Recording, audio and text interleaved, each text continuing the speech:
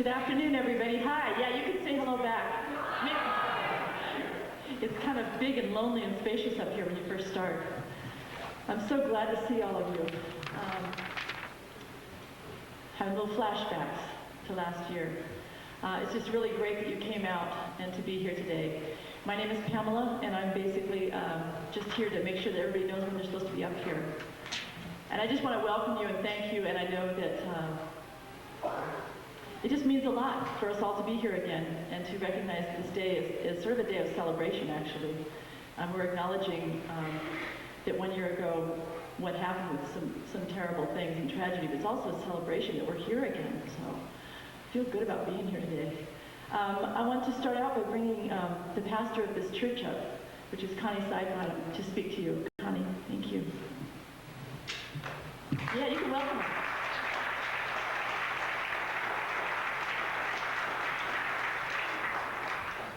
I would like us to begin. We light these two candles representing often opposing sides for all peace in the world. And I think with what's going on in the world, it might be a good idea to have a couple moments of silence for prayers or silence, whatever your tradition suggests, for peace outside our doors as well as inside our doors. Let us be quiet for a moment.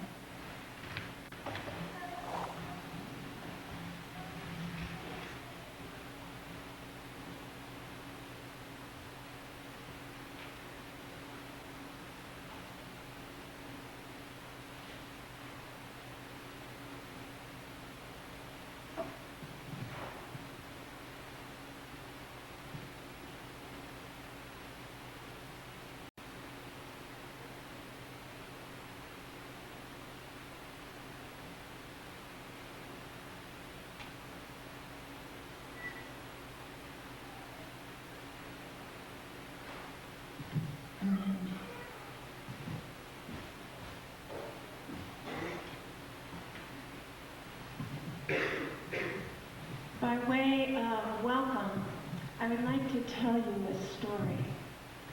I don't know how many of you have seen the movie My Big Fat Greek Wedding, but that's actually my family. I have 29 first cousins, and these are not cousins that I do not know. Every 2 years we have family reunions, and I know all of them. Some a little better than others, unfortunately, that I don't always want to know. But it is very much in the flavor of that movie that my family lives. And of course, the inevitable of that amount of people, what you might guess is that my cousin John is indeed gay. And we always knew that. From when we were very young, he was very gifted, sang, had the most beautiful tenor voice in his church for years, and lived on a farm in Colorado. When he recognized in his, I remember when I was in seminary, shamefully I said to him, "When did you know you were gay?" and never said to my 28 other cousins, "When did you know you were heterosexual?" And yet, because he was a good cousin and a good friend, he told me. He said, "When I went to kindergarten, I knew I was different, but I didn't know what different meant until the hormones kicked in. And then I knew what it meant." So when I went into high school, when I graduated, I moved to Los Angeles because it felt safer somehow. And he wasn't in Los Angeles more than 3 years when he got HIV virus.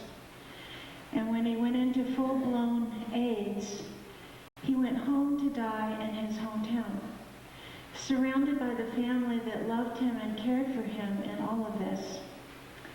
And the reason I tell you this story is this part. When he died, the pastor that had been his Christian pastor his entire life refused to bury him. Said that he was going to hell. By that time, I had been a minister in Plains in Paradise, Montana for 3 years. In those 3 years, I'd had 2 young men come to me for pastoral counseling, wondering how they could deal with their sexuality in rural Montana. I'd had a woman in midlife talk about being a lesbian and how she'd become an alcoholic to deal with the pain that had involved. And while I have been so ashamed at times of my Christian sisters and brothers in the Christian clergy, I have also been in love with their stances. I am, of course, a part of the United Methodist Church, which has never made a public stand supporting the marriage of gay and lesbian or ordaining gay and lesbian. But we in the Western jurisdiction of that church do support that. So it isn't the entire Methodist Church, it is strongholds of it that hold the power that keep us from doing that. A week and a half ago, my 48-year-old sister, Delene, came to live with us. She didn't have a lot of other opportunities in her life at the time. And we did what families are supposed to do. We opened the door, brought her in, and closed ranks. You in this room today may not know that experience. But we here at the First United Methodist Church do. And today we open our doors, we encircle you with support, and we close ranks around you with love. You are welcome in our living room, God's living room. We are glad you are here, and we want you to know the word Christian depends on the person that you're talking to, just like everything else. May you feel the comfort of home as you're here. Amen.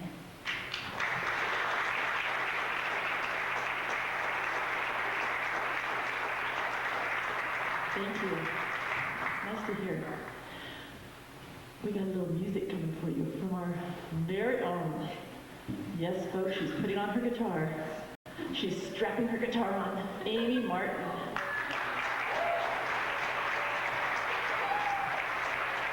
Thanks. I'm tempted to do this without a mic at all, but the people in the back might not be able to hear. Can you hear the guitar through the mic at all? Or yeah, Ami's giving me a nod. Okay.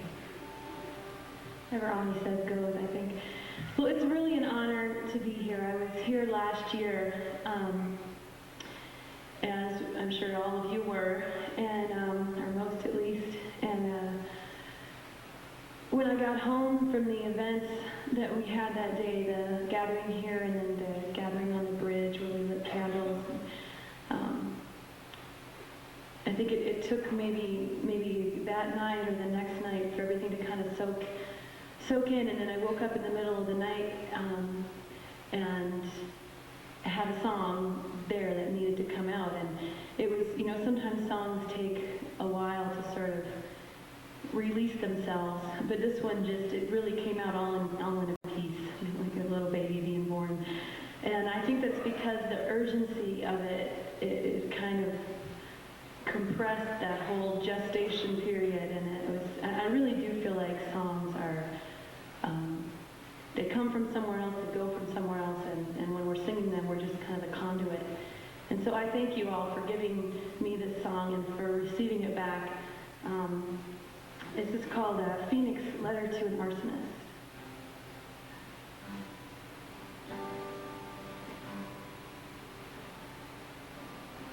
I wish you could have been there last Saturday. I wish you could have seen what you had done.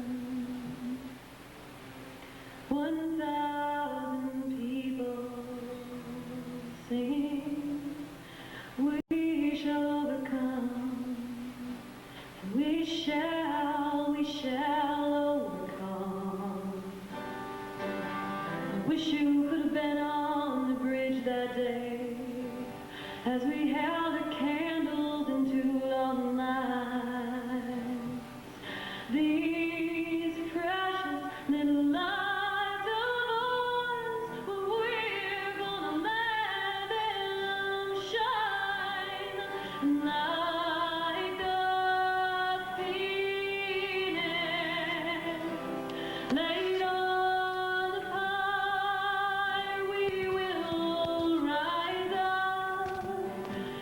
stronger from the heat of this fire.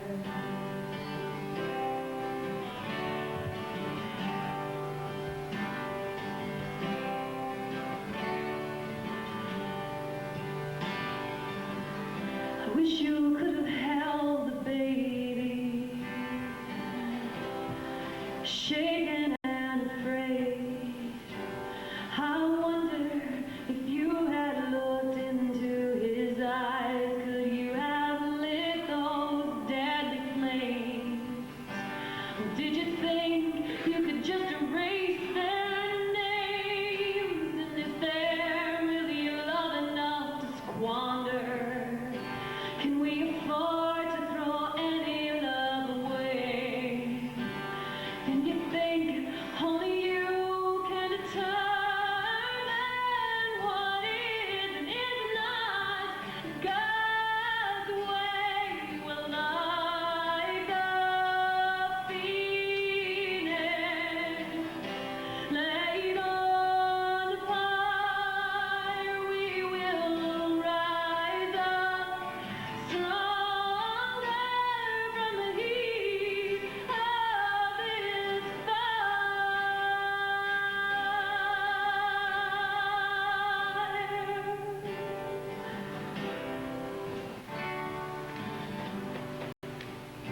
Well, I wish I could sit down and share a meal with you. I want to look you in the face. I want to ask what you're so afraid of. I want to ask why love makes you hate. And I'm afraid to say these words out loud, 'cause you have proven the power of your rage.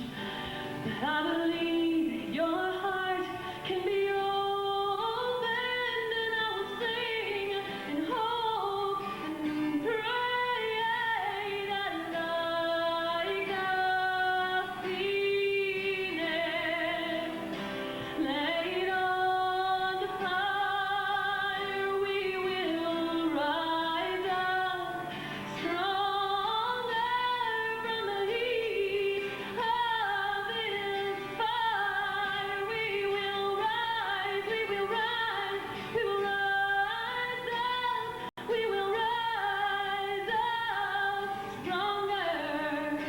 We will rise up stronger from the heat of this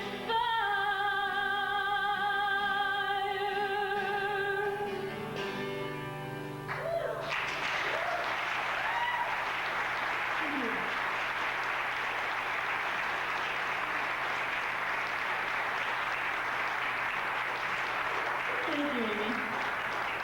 Nice way to start it all. Again. This thing is... I don't develop these things, sorry. I want to just mention before I go on any further is that we, as we pull these gatherings together, which we have a lot to thank, where is she? Where is she? Mona. Mona Bachman for pulling so much of this together. Thank you, Mona. Yeah.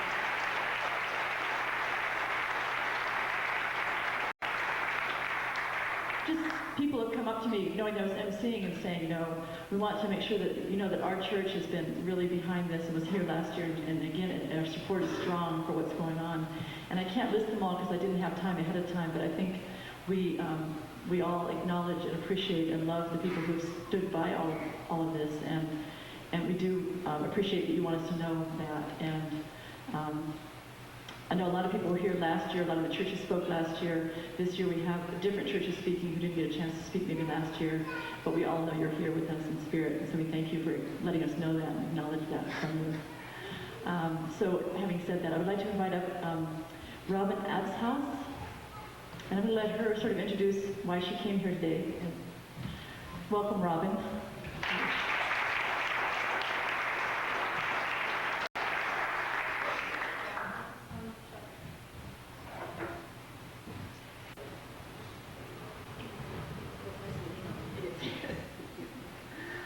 Hi, I'm here today to speak as a practicing Jewish person who believes in the sanctity of all families and all marriages, regardless of their structure. I do not speak for a particular Jewish organization, but I would like to share with you a responsa from the Central Conference of Reform American Rabbis. They write, "We agree that all human beings, regardless of sexual orientation, are created in the image of God, and that it is the religious duty of Reform rabbis to treat all of them with respect and with love. This statement, we further agree, is more than a platitude. It is an aspiration which calls us to action. It demands of us that we receive all those who come before us with compassion and empathy. It demands that we hear them before we preach to them, that we listen to their stories of pain and exclusion, and that we respond to them as rabbis, as teachers of an ancient and honorable religious tradition. I am here today to speak out for justice, for respect, for freedom, and for democracy. We cannot truly call ourselves a free or a democratic society so long as there exists a group of people who are not allowed to participate fully in the life of that society. There will never truly be freedom or democracy until there is respect for each one of us, until no group of people is feared and discriminated against, until we end homophobia and all of our other people phobias. In the words of the rabbis, I call upon all of us to receive those who come before us with compassion and empathy. I call upon us to listen without hate and to respond to all people with respect. Thank you.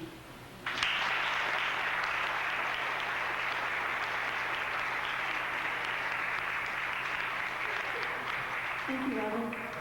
It's my honor at this time to bring up Father Jim Hogan from Christ the King Church. Welcome him.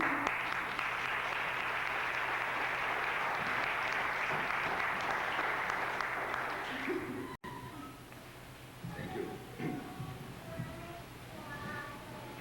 Three expressions of gratitude and one regret to start with. Thank you for Karen, I guess you're Karen, for calling me. I know it was the last minute thing. I appreciate the privilege to be here with you, and thank you for that. Thank Connie for setting the theme of peace, because in a real sense, that's what this gathering is about, is peace. If there's not peace in our own hearts and in our own communities, then there cannot be peace in the world. And I've never had a chance to do this, but I want to thank Amy Martin for being part of our Missoula community, because you are an extraordinary gift to all of us.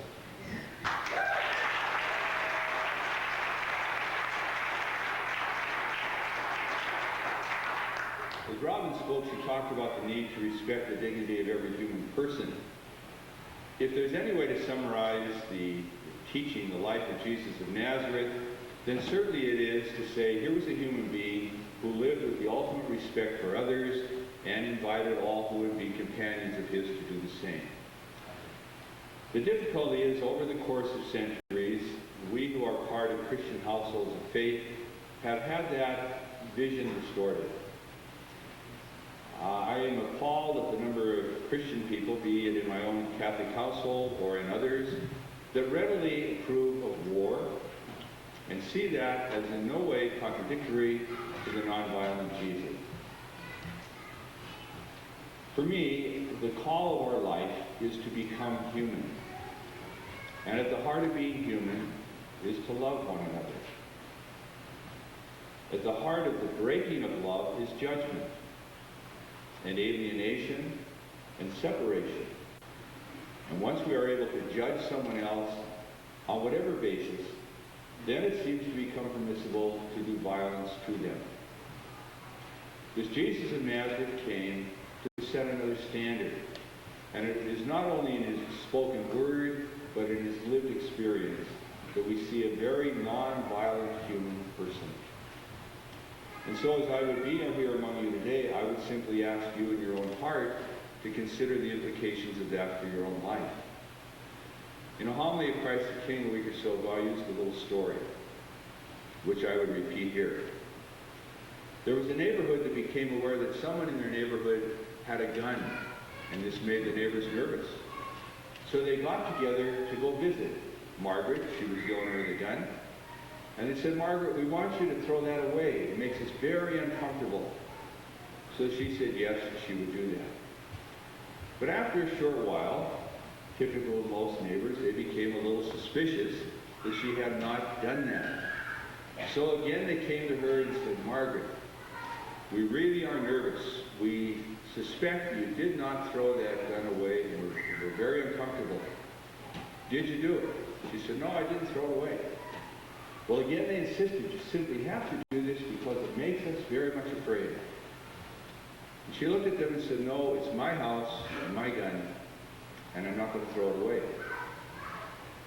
So you know what they did? All the neighbors went home and got their guns and came back and pointed them all at Margaret and said, "If you don't get rid of your gun, we're going to shoot you." There's a lot of lessons in that story, one of which is what we as a country are inclined to do this day to other neighbors in the world. But that's basic stories about ourselves. A couple of applications. We have no right to point our fingers at anyone else. The moment we do, we are in the process of judgment, and when we begin to judge, we are in the process of violence.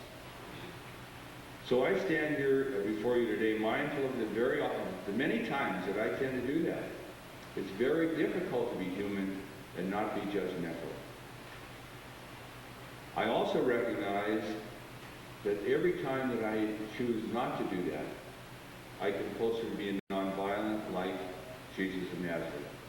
So I would simply invite you today in this gathering, which is a very precious moment in time for everybody in this room, to look in your own life and make a renewed commitment to be non-judgmental. Really to make a commitment to be non-judgmental, even of those who would cause pain to you in your life. And to embrace a true ethic of nonviolence. That's not to be passive in the face of evil.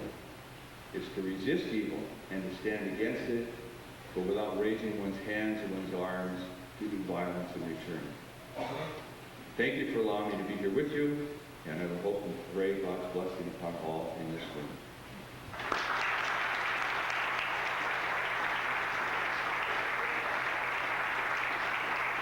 Thank you.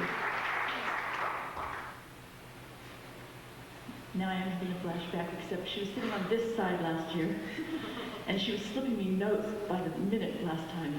It was all so quick and so sudden, so it's a little calmer this time, isn't it? Yeah. It's my pleasure to introduce, I asked her how to pronounce her name, make sure I got it right, Betty Kievsky, and she's from the Montana Human Rights Network. Is that right? Yeah, that was really Let's welcome Betty. Thank you.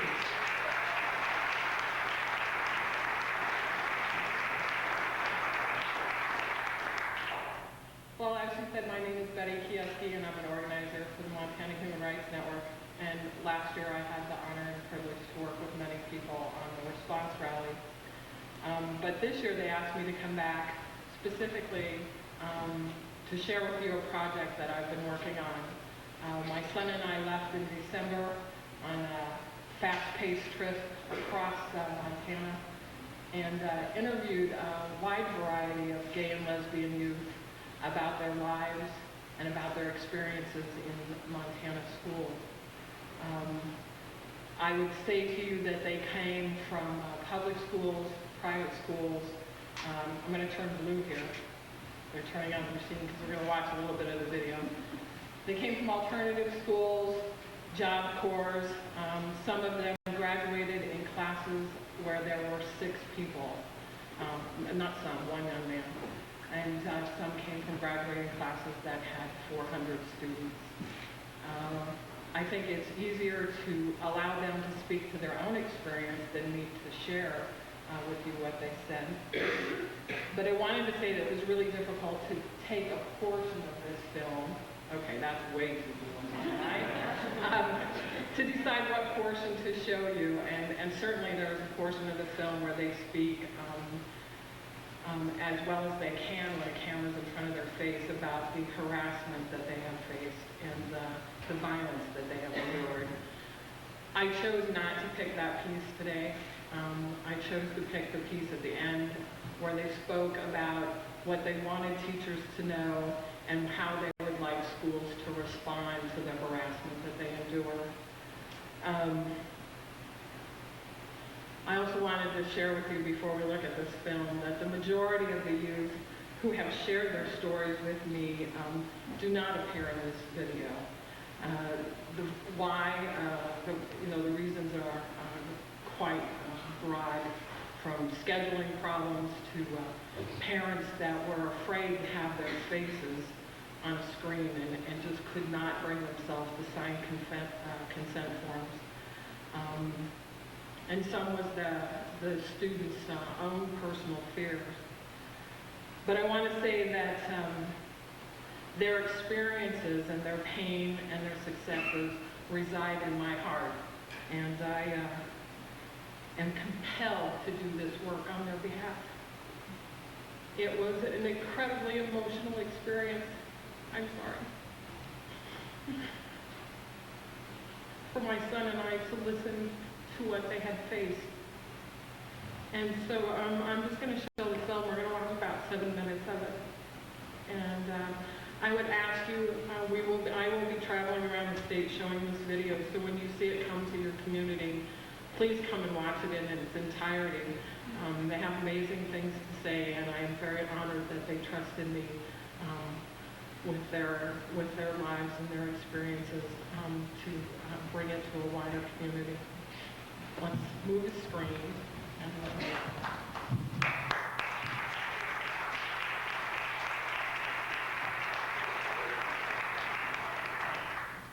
If people want to get you to show that somewhere, can they contact you after this event? If there's some place they want to show it? Or they can call me at the Human Rights Center. At the Human Rights Center. Okay, Yeah. thank you. Very powerful, thank you. That's great. I'd like to invite up this time, it's my pleasure to invite Carl Olson up here. Carl was Pride.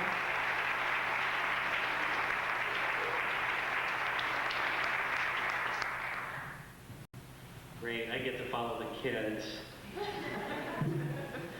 My name is Carl Olson. I'm the director of Pride. I am a person of interest still, as far as I know. I didn't become a person of interest until August of this year. I don't know what I did before then. I've been asked to share with you some of the effects of the reason why we're here and how we see this, the ramifications of all of this in Helena and in our State House. There's some good things about what's happening in the legislature I want to share with you, and some not so good things. Some of the highlights for me, one was to see Representative Ron Erickson stand on the floor of the House and reference Carla and Adrian's story for the full 100 representatives, and that was particularly a highlight for myself. Carol Snetzinger, who was one of the co-plaintiffs along with her partner Nancy Siegel, testified in support of bias crimes legislation, and she shared Carol and Nancy's experience for the committee there, and I want to thank Carol tonight for being there.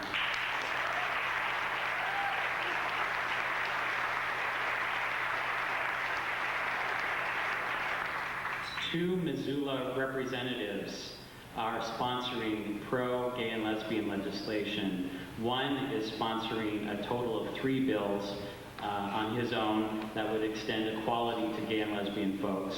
And there are a record number of, a total of 6 pro-equality bills this session in the legislature. We've also seen anti-gay crusaders, of course, make the legislature their home. They've stormed the Capitol this session, and we are wearing them down with our same-sex love.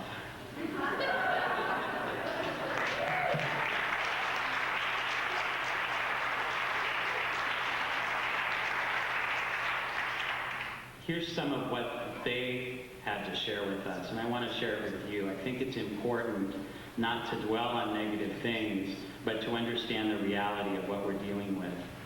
Greg Trude, the director of Montana Right to Life, spoke at a rally in Helena on Martin Luther King Day, and he said, if you get out of your cities and talk to normal people, most of them are pro-life, pro-gun, and anti-homosexual. They just are. Gilda Clancy, the lobbyist for Phyllis Schlafly's Eagle Forum, Phyllis is in Helena, by the way, this weekend, said in a hearing, in 2001, only 10 murders across the country were hate crimes. Only one of those was an anti-gay hate crime. The need for a hate crimes law is simply not needed. It is a special boutique law. Jenny Dodge of the Citizens Network says, how do you determine if a victim is homosexual? How does one define homosexuality? You might have 3 bisexuals living together, a transgender and a crossdresser, or a master and a slave. T. Nash from Missoula's Coalition for Community Responsibility, in his opposition to bias crimes legislation, said, I've been intimidated because I've been a musician, and because I impersonate Elvis, I've been intimidated by women. I've been approached by gay men. I find that repulsive. I've been offered money to commit the crime of sodomy. This session, the Montana Catholic Conference switched directions, and on behalf of Montana's bishops, sent a memo to legislators asking them to oppose measures of gay and lesbian equality because such legislation, quote, does not resonate with Catholic teachings.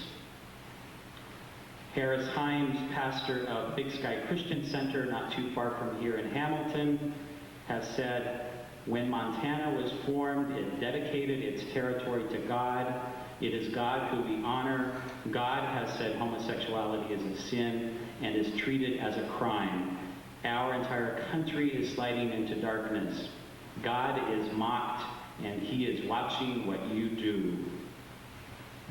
T. Nash, again from Missoula, said House Bill 294, which is one of the bills which would basically take the archaic deviant sex law off the books of the legislature. He says that bill creates a hidden door for homosexuality that is predatory on young children. Adult youth sex is viewed as an important part of gay culture.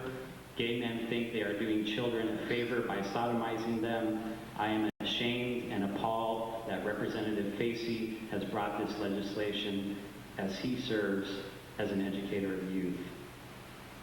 When I share these kinds of things with people about the legislature, what I often hear from, I think, very good people and well-intentioned people is how can they say these things? How can this be a feature of our government? It's so illogical. It's irrational. And how can they get away with such inane stuff? And my response, which may be a little cynical, is that in the legislature, logic has its limits. Science, reason, facts, compassion, spirit, they have their limits in our legislature. And where we really need to apply these things, logic, reason, compassion, is in the voting booth. Because once all this comes to the legislature, it's too late, really. So, unlike Mr. Nash, I am not ashamed and appalled of Representative Facey. I'm going to actually ask a couple of representatives, I'll introduce one at a time, but we have a couple here today to share with you the legislation they're sponsoring to support gay and lesbian folks. Representative Tom Facey is from House District 67, which is the Slant Street area, and he is will be introducing very soon a bill that would allow gay and lesbian folks to marry like their heterosexual counterparts.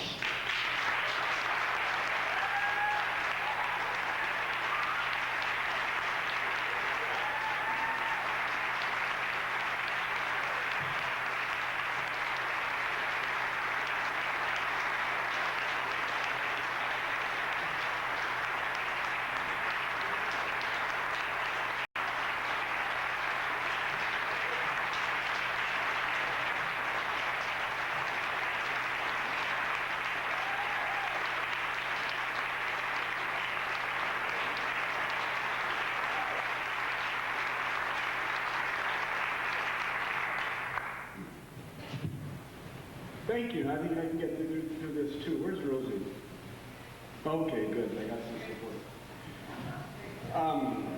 As Carl said, Logic leaves at I think the address of the Capitol is 1206 Avenue in Helm. It just sort of goes out the building.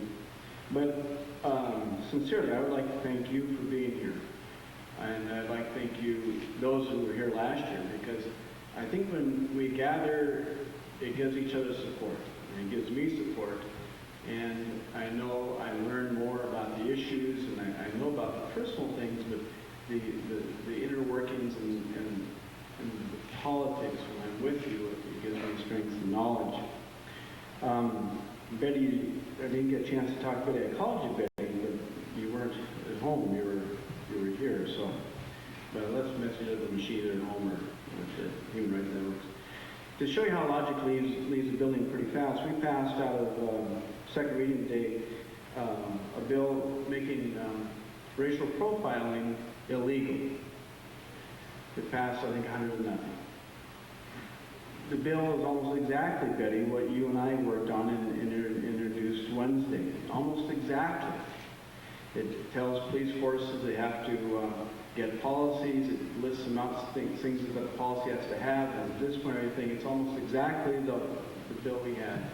Betty worked on the bill about bullying and harassment in schools with me, but it doesn't have those two words, sexual orientation. And I took the bill to a member of the Education Committee and said, Representative, this is exactly what I'm asking you to do. The same thing. It doesn't have those two words in it. He took it and said, that's interesting. He told me the day before he would support our bill, Betty. In the legislature, you only need one reason to vote against a bill. You only need one reason to vote against it. So people might ask, how come we're going to be introducing these bills? I think we're going to introduce them to move the cause forward, and by chance, if someone is listening and thinking, there might be a technical reason to vote against the bill about the removing the requirement that married people be husband and wife. I've got a bill this session. It's the third time I've introduced the same bill. It's a great bill. It'll get through one time. But every time it's had some technical reasons not to pass. So you introduce bills for the right social thing to do and to find out those technical reasons that they don't pass.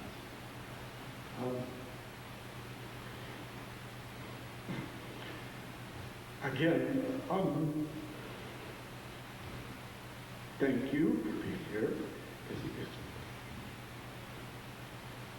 Well, I did just the right thing, but thanks for being here.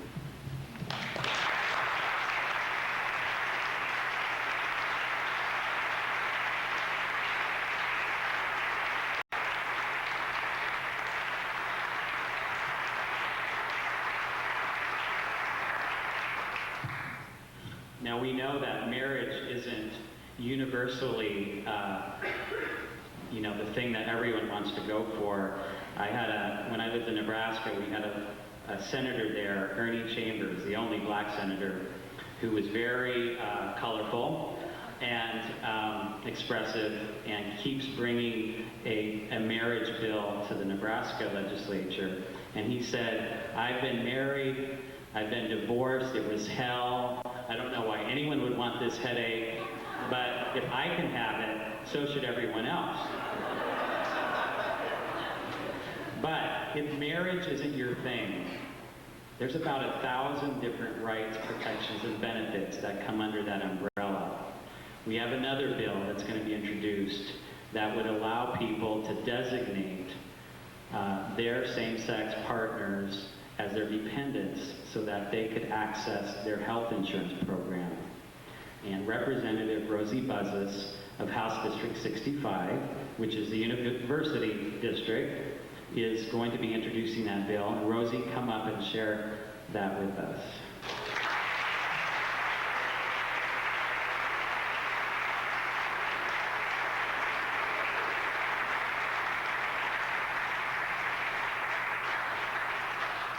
Thanks. And Carl asked me to come here today and just say a few words about this bill. And he gave me a couple of instructions about that. And he said, one, could you talk about why it is you're carrying this bill this session? And secondly, could you keep it short? And so, as we were coming back from Helena Day, it is really nice to be back in the school, by the way. I wrote some notes. I wasn't driving, my husband was driving. But I started thinking, well, why am I here now this year carrying this piece of legislation? And I remembered last year when this horrible arson happened, and I heard the news and feeling so horrified that this kind of thing could happen in my community. And I kept thinking, what can I do? You know, what can I do to change this? And so I attended the event here, and I attended the candlelight vigil, and I went to some community meetings such as Father Hogan held at his church, where people needed to talk about this. And then it went to court. Well, the university said they couldn't do it, the legislature needed to do something. And then when the courts finally settled on it and said, well, this is a legislative issue, this needs to be decided by the Montana legislature, I finally realized I can do something. I am a member of the legislature, I have a voice in that arena, and I have a vote in that arena. And so when Carl approached me about this fall, I said, this is one I can do. And so I'm pleased to be carrying this piece of legislation. What it will do is give homosexual couples the rights and privileges enjoyed by heterosexual couples in Montana. We have a wonderful constitution. The preamble of that constitution says that all Montanans will have equal opportunity and that they will have the right to a healthful and clean environment. Access to health insurance is part of a healthful environment. So we must bring this issue forward and keep bringing it forward until it passes. And it may not pass this year, but someday it will pass. The price of speaking out is high, as many of you, especially Carla and Adrian, know. But the price of silence is even higher. And, you know, you heard about the bullying bill that Representative Facey carried this last week. And that was a bullying bill that said there will not be bullying in schools in Montana, period. And it was a good bill. And I remember coming out of my hearing, just as that hearing was getting out, and it was across the hall, and I saw Carl sitting on the bench, and he looked awful. And I said, Carl, you look awful. What happened? And he told me what had happened in there. He said that was turned into a gay and lesbian bashing. And that's what tends to happen up there. They turn everything into that. And so I guess what I want my message today is that, you know, we can't let our gay and lesbian friends do this alone, because it is very horrible to sit and listen to the kinds of absurdities, and they're absurdities that are aimed at gays and lesbians in that legislative process and in those hearings, especially when it's directed at you personally. You know, that's a horrible thing to have to sit and listen to, and I don't want my friends to feel horrible coming out of that. You know, that should be an open process where everyone is respected and heard. And so my appeal to you today is that our friends, our relatives, our co-workers who are gay and lesbian, should not have to do this alone. And I would appeal to heterosexual individuals as well as homosexual individuals to get together on this issue and make our voices heard and keep our voices strong. Because when that happens, when we have one voice, we will have social justice. And so I hope that we can move forward in a positive way with this bill, and if we don't get it done this year, we'll just keep going back until we get it done. Thank you.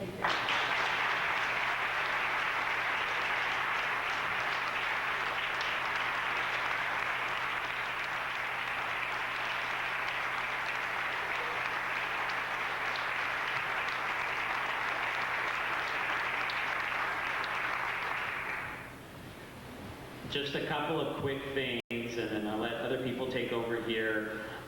If you want to track this legislation we talked about today, and if you want to participate in it, if you sign your name on the clipboards that went around, the organizations that will take those names will be sending out email alerts to you.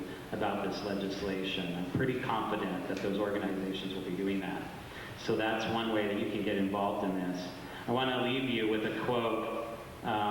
It's not from our Missoula legislators, with all due respect to them, but some of our most fun and colorful stuff comes out of Butte.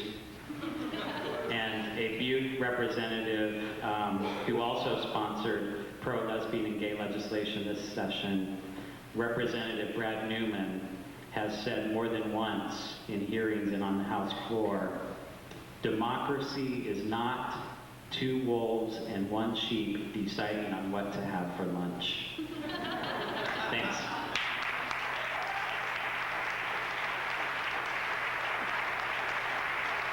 Thank you, Carl. You inspire me. You really do. I would like to invite up at this time Paula Lamb, who I understand is speaking about the schools in Hamilton, what's going on down there. Welcome.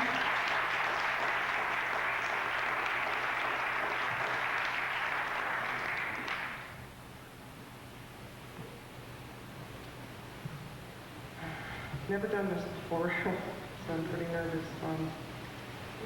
This is my son, and if y'all read The Independent, his name is Sam.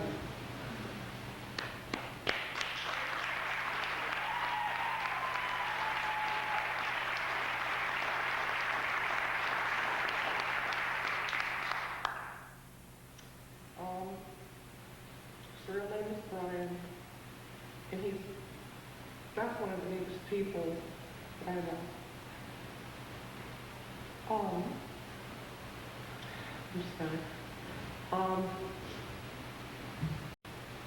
He started school in Hamilton this fall as a freshman and didn't get the warmest of welcomes.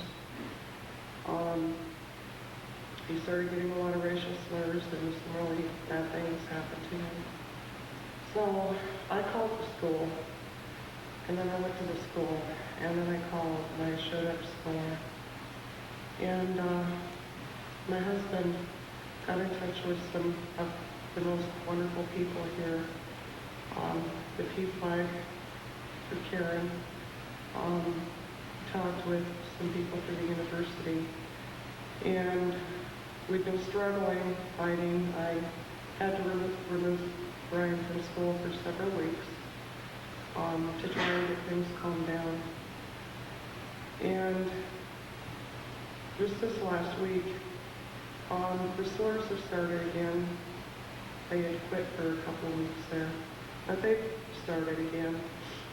And not only do the teachers not particularly care for my son, the administration say they're supportive of him, but they're not showing as much support as what I would like. And now even the bus driver is picking on my son. We went to the officer on duty this last week and explained to him about some of the things that were going on. I had gotten to the point where I was going to go ahead and press charges. Well, no one wants to back him. They're all calling him a liar. So in turn, now they're threatening my son with federal charges because he's gay, because he's at their school. They don't want him there. They've ran 4 or 5 families out of Hamilton already, and I'm not gonna go.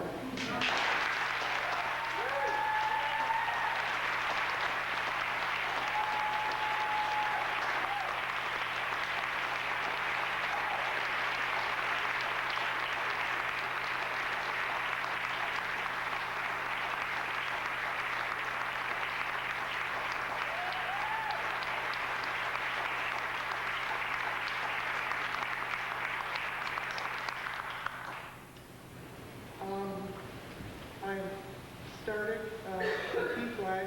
It's kind of small for right now.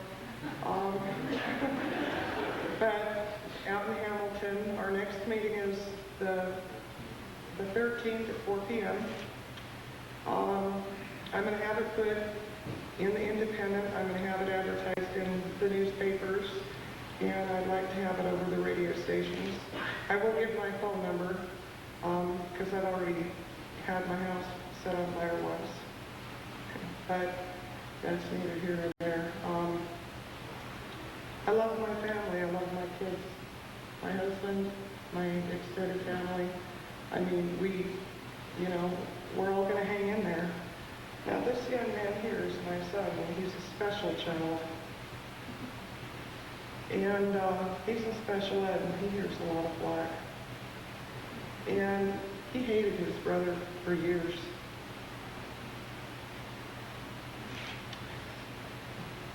Can you do it? He wrote something, and I wanted to have him read it. He doesn't know about this, so I'm kind of surprised.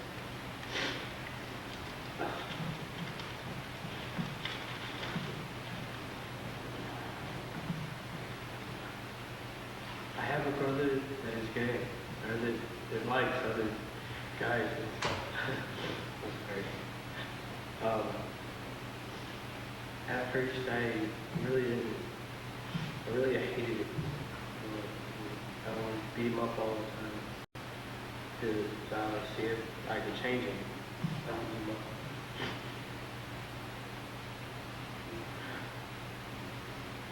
I found out that all it would do was really hurt him and hurt me. And really, it ain't good for anybody. But if they're that way, let them be that way. Treat them with the utmost respect, and help them get through everything. Because fighting with them and everything is just all I did was split us apart. And they just I had sibling rivalry and stuff, and I'm not really good at this.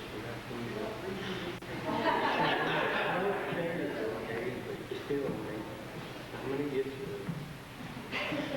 But he's my brother, and I love him very much. Out there.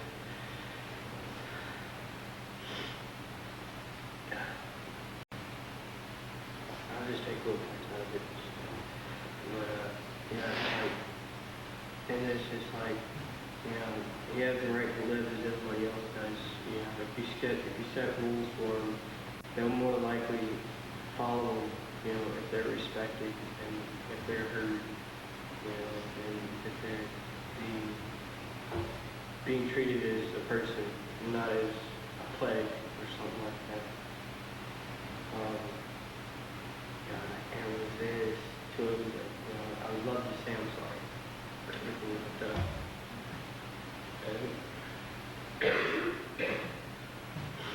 I haven't really been able to, because a lot of times whenever I think about it, I think it's way too late.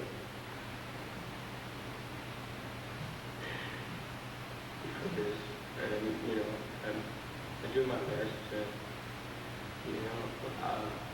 I want to be a man to stand up and show him that I'm there for him, and I never really could do that. But I do stand up for him in front of other people and everything else. And I just want to say I'm sorry and love him.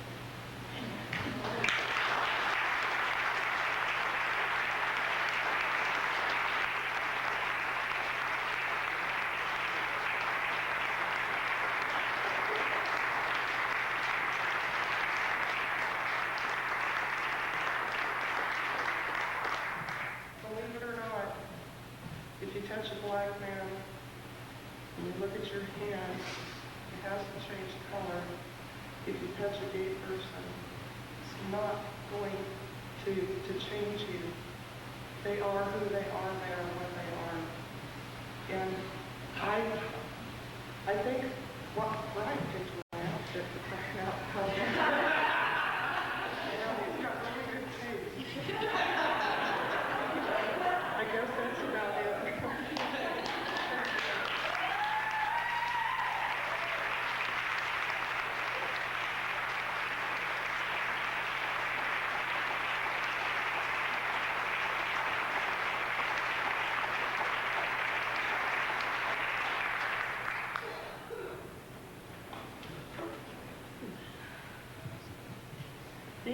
courage. Thank you all for your courage. It's, for every time someone like you comes up here and shares and takes that risk, we're all so much richer, and it lets someone else have a chance to do that when they do it. So thank you so much. Ooh. Karen. I'd like to welcome Karen Lewis up here, who obviously you just heard introduced a little bit. She's in PFLAG and also from the Human Rights Network. Thank you.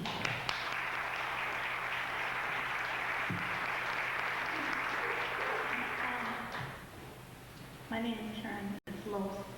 And I'm co-chair with Joe Los of the P5 Missoula 5 Valley and the current chair of Missoula Advocates for Human Rights. And that's your local arm of the Montana Human Rights Network.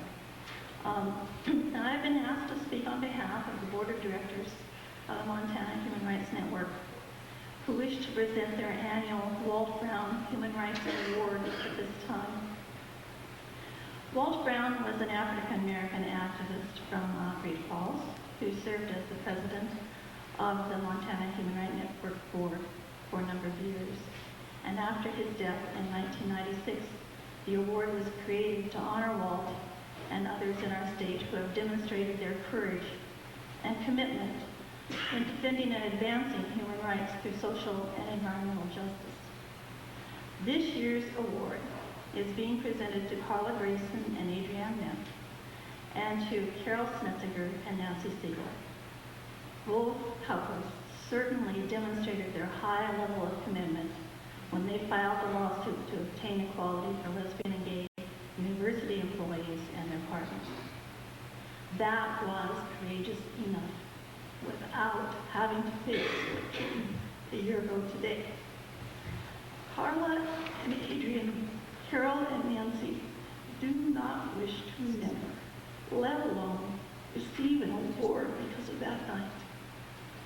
Because of a night they cannot forget, and all of us wish had never happened. They have said time and again that though they expected to face trouble, they did not expect to need the kind of courage it took to get through that night of political terrorism and what came after it. But they certainly did need it. And they certainly have earned our honor and respect when faced with more fear than anyone in our community should rightly be expected to live with. They have displayed the best of grace, of dignity, and of perseverance for their cause, the very definition of courage.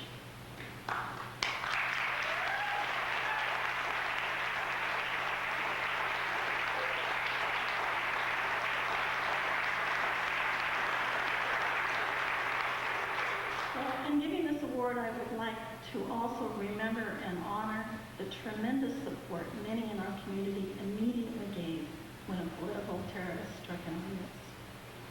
Communities need this kind of remembering, especially when we hear today of others who need our support.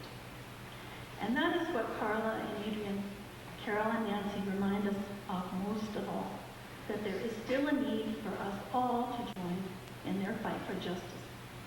And at this time, I would like to invite Carol and Nancy to speak, and then to invite Mona Bachman to speak on behalf of Carla and Adrienne.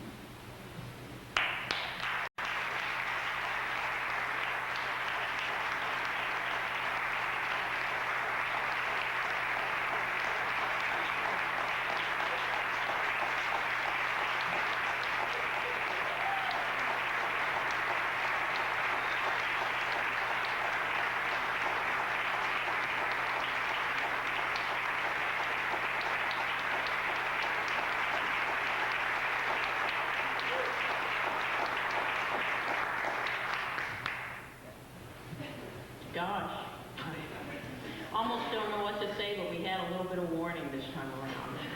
So I really would like to thank the Montana Human Rights Network for acknowledging us with this award. It feels great to be acknowledged for this because it really has been quite a wild ride. I also want to clarify that we're just the front people on this one, that this really is our lawsuit. We definitely could not have made it through this last year without your support.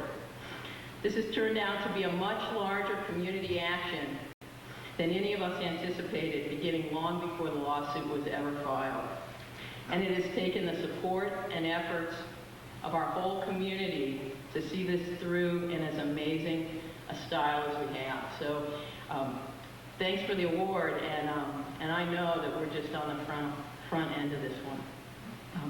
The gift for me this last year that I'd like to share with you is the internal strength that I've been able to develop in the face of an incredibly oppressive culture towards gays and lesbians. I, like so many of us, still carry more internalized homophobia than I'd like. Internalized homophobia is the mistaken perspective that we take on that allows us to think that we deserve less just because we're gay, lesbian, bisexual, or transgendered. Internalized homophobia has made it difficult for me to ask for what I need and to ask to be treated equally. And it makes it easier for all of us to accept the status quo, especially when it doesn't seem so bad. Internalized homophobia, bottom line, is one of the key pieces that prevents us from moving forward as a group of people, from saying absolutely not, from saying this treatment is not acceptable and I won't stand for it. Out of the ashes of Carla and Adrian's home and the events of this last year, I've created a set of expectations for myself, one that is less influenced by internalized oppression than my perspective of 1 year ago. And for those of you that know me, you will probably well know that I have come a long way.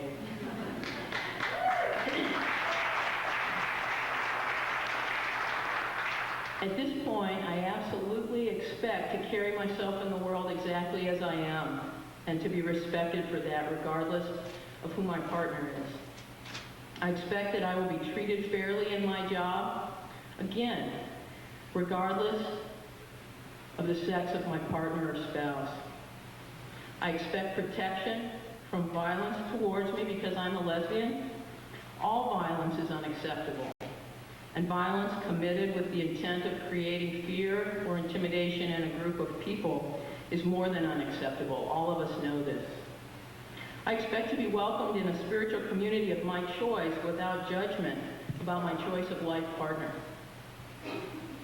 I expect full support and acknowledgement around choosing to marry and to create a family. And I expect that institutions that are intentionally or unintentionally stuck in a place of thinking that gays and lesbians deserve less make the move to a more just perspective. Those are my expectations, and I want to know what your expectations are. But more importantly, I want you to know what your expectations are. If you expect anything less than full and equal treatment, please know that that is not enough. To expect anything less than full and equal treatment is doing a disservice to ourselves and to the next generation of gays and lesbians. We all have every right to live a full and open life in our communities. And again, thank you. I am incredibly honored.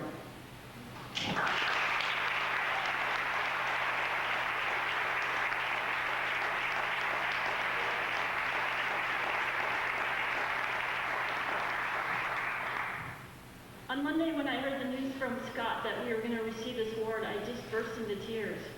And part of that reason is I was anticipating this anniversary of filing the lawsuit and of the arson, just filled with dread and fear and utter exhaustion. And so I can't tell you how much I appreciate this award, because it really shifted my entire perspective to something of more of relief and celebration. And I'm able to stand here today and just breathe a sigh of relief and say, oh, we made it. We made it through this year, which has been an absolute roller coaster of hope and despair, but we made it.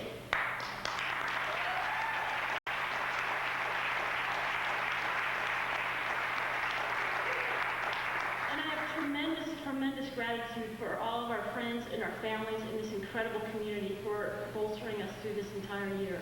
So I thank you for that. When I ask myself what has really changed in this community since we gathered in this church a year ago, I am filled with incredible hope. I was giving a talk in Bozeman at the last year's Pride and trying to make a poster of all the things that were happening. And I had to use smaller and smaller and smaller font to try to squeeze it all on one piece of paper. The number of actions, activities, groups, and individuals that have focused on gay and lesbian issues this past year and have contributed to making Missoula a better and more welcoming place for all of us, gay and straight, has been absolutely amazing. What's happened in Missoula has rippled across this entire state, and communities 800 miles from here have been affected and changed because of what happened here. Gay youth who were terrified last year after the arson now have resources, a place to go, and a group to meet with to get support. All of these things fill me with an incredible amount of hope.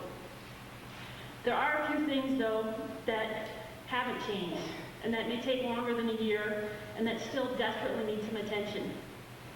Homophobia still works in insidious ways in our communities, in our institutions, and inside of ourselves.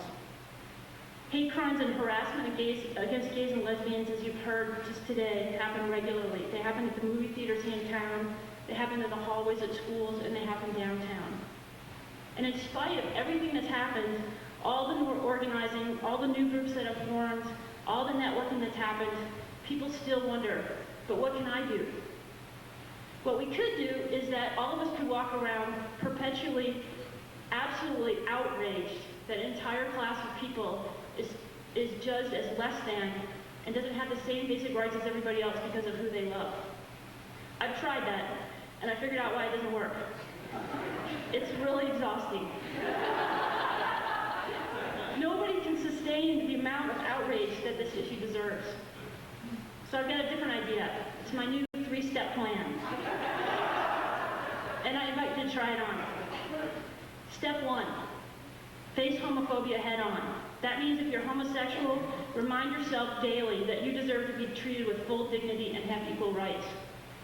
I believe that the more people that know about what really happens in the town, the more incentive there will be to create change.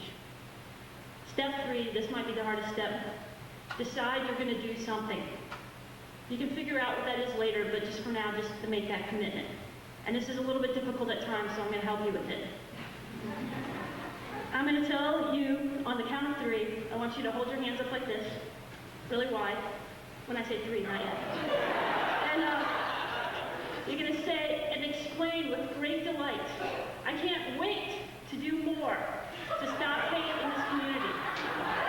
1, 2, 3. I can't wait to do more to stop hate in this community.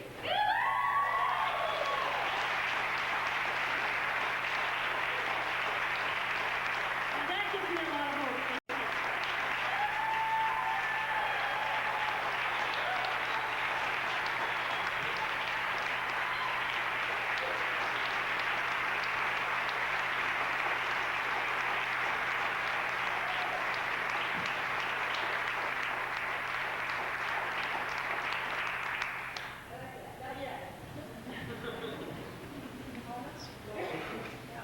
Here she comes.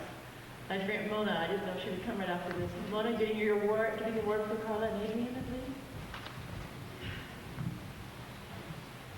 All right.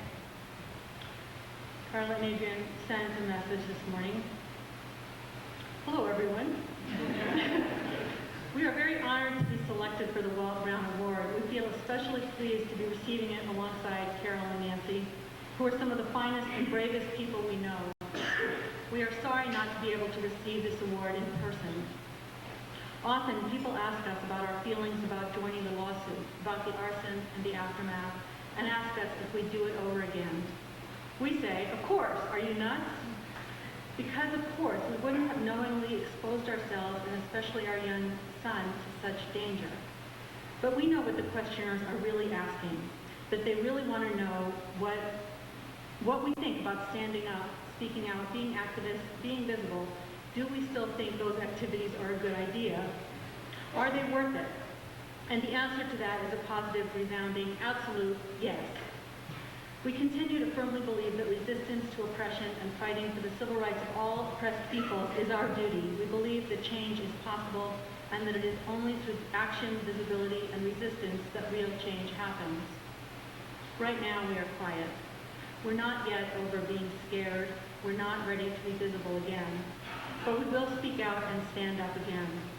We're still plaintiffs in the lawsuit, and we will not drop out. We take small steps towards regaining our courage and visibility. Last week, we finally put the rainbow sticker back on our car. Meanwhile, we watch in admiration and awe as Carol and Nancy, and as all of you, continue to stand bravely for us and for all oppressed people. There are a few other questions that people ask us often, and I want to give a few quick answers. First and foremost, Noah is fine. He's thriving, growing, well, happy, and confident. Carla and I are also okay, although it has been a very tough year. We've been sick more than we've been well, a real testament to the effects of stress on the immune system. We've been feeling the effects of post-traumatic stress disorder strongly, and we only now feel that we're on the verge of moving from day-to-day survival mode into the recovery process. We still want to come back to Missoula. We miss you, we miss Missoula, the people, the mountains, and the rivers. Noah is distinctly unimpressed with what they call mountains out here, and I never quite realized how boring Michigan rivers are. But we don't feel ready to be back yet, so Carla has extended her leave of absence from the university. It's hard to be away, but at this point, we feel it would be harder to be back. Nonetheless, we wish we could be with you all today to thank you in person for all the love and support you've given us throughout this year. Again, we want to thank Montana Human Rights Network for all the important work they do, the board for selecting us for this award. It is truly an honor. Sincerely, Adrienne and Carla, and it's an honor for me to accept this award in your name today. Thanks.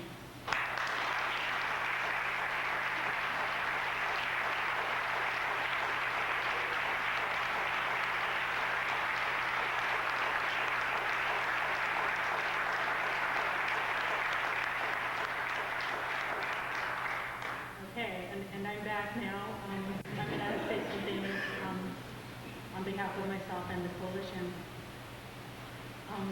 I've been asked by a lot of journalists all this week to say something positive about the changes in Missoula following this arson attack 1 year ago.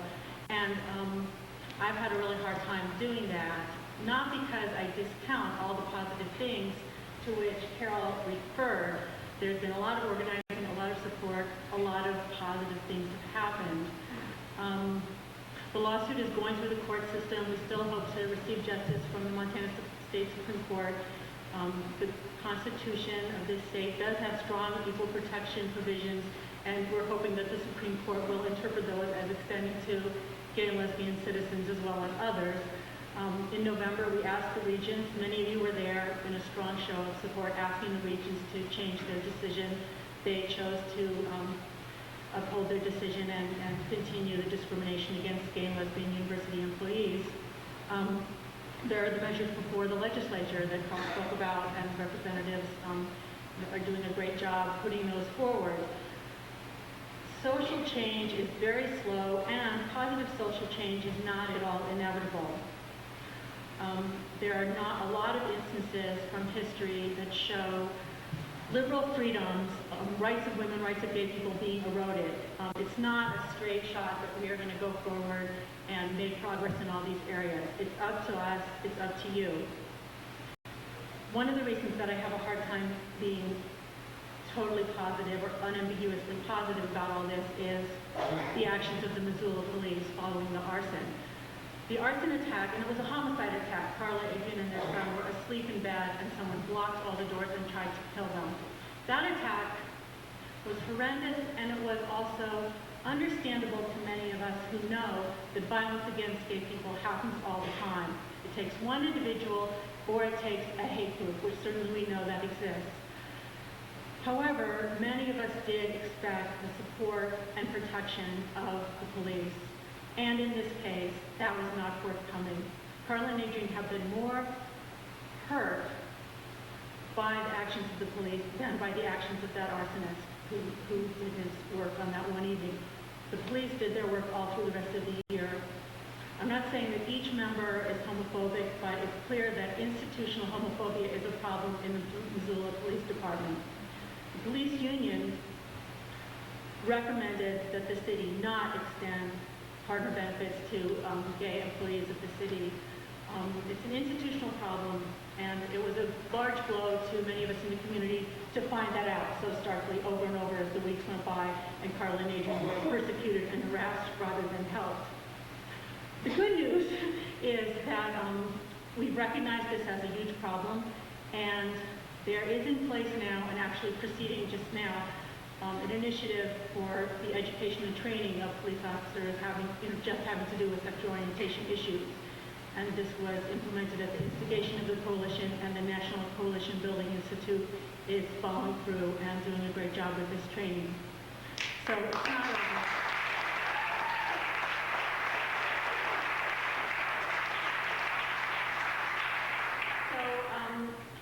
As I said, social change is not a given. We don't quite know where things are going to go from here.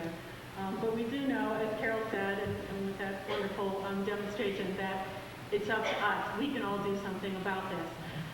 One thing we can do is the relief fund that was set up to help Carla and Adrian with the expenses related to the arson is still actually in effect, even though the investigation is over. Carla and Adrian had huge expenses related to their own security, and then further related to their defense of themselves from the police. They've had huge lawyers' bills that are still coming in. And so their baskets being passed around. I know this may be just the same people who've already been asked over and over, and have already tapped through all of that, but the need is still there. So if you have a checkbook, the relief fund is the name of the fund. It's tax deductible. Pride is administering this fund. And anything you can contribute would help. Also, the Coalition for Lesbian, Gay, Bisexual, and Transgender Equality is continuing a lot of different initiatives. A couple of the really interesting ones are a Speakers Bureau, which is educating people about all these issues, because education is such a big part of the answer. We're also helping work on the Pride events that will be in Missoula this June. This is the email address for the coalition. The next meeting of the group is this coming Thursday at 5 o'clock at the Gay and Lesbian Community Center. You can write to this address if you don't come to meetings or can't come but want to get involved. We communicate with our membership through an email list, and you'll get action alerts, as Carl's already mentioned, and other information about efforts to improve the situation for gay and lesbian people in Missoula and throughout Montana. So, thank you.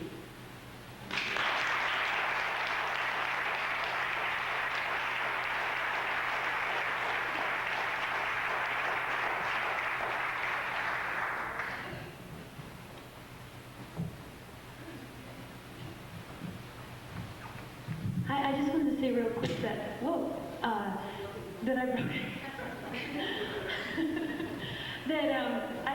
the song that I sang earlier was made into a single last year, and I don't have the figures with me. I think we raised somewhere between $250 and $500 for the coalition and the relief fund through the sales of that. There are 6 left in the world, and they are at the back of the room. And they're officially $5 a piece, although if you want to give more like 10 or 15 or 20, then we could raise that much money for Adrian and Carla and the coalition. So we got a buyer. I'm not going to be responsible for the money, but somebody who's going to be sitting back at the table is going to handle that. So yeah, just chip in for that, and then you'll be able to raise more money for the fund.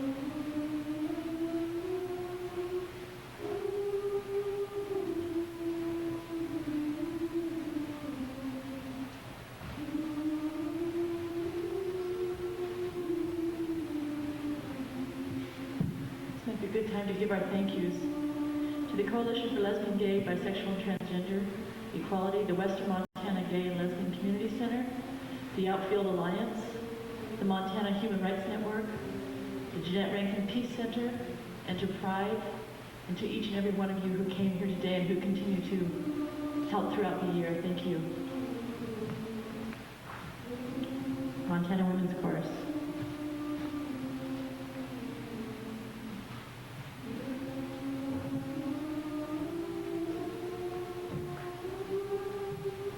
We invite you to sing with us.